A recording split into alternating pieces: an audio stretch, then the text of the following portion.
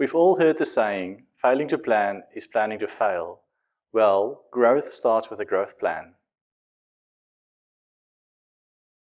What are the key factors I need to consider for a growth plan?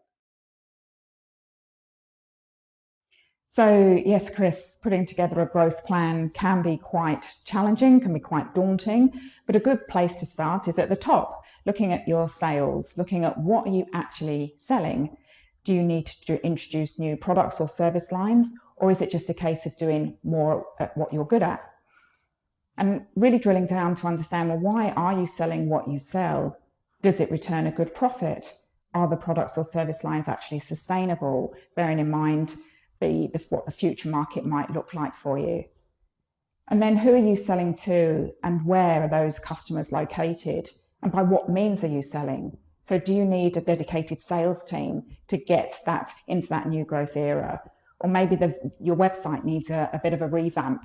Whatever it takes, there's going to be some costs and maybe a marketing strategy that will go alongside building out for that growth. How do I know my plan stacks up? So Chris, when looking to see if your plan actually stacks up, is really getting into the detail of the numbers and doing some number crunching. Having a look at how much you're pricing your products or services that you're selling, how much you're selling of those products and services, and examining the financial information to understand the extent of the investment needed into things like people and capital expenditure. So will you need to recruit new people with new skills, capabilities, or just expand the team? It all comes with a cost. And do you need some new capital equipment? Do you need new facilities? Maybe you need to relocate. So by combining all those costs with your predicted revenue, you can actually understand whether your plan is going to be feasible.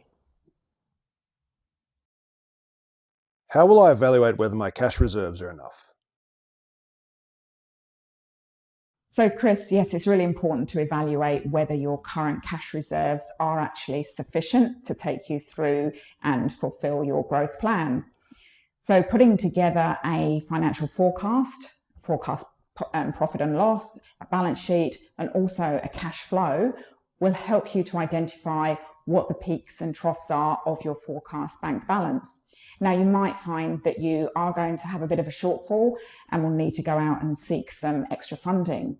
So next year, when we work with you and help to put your business plan together, we also ensure that there's some supporting financials in there as well, but that are also in a format to give you greater chance of seeking and obtaining that funding requirement that you need.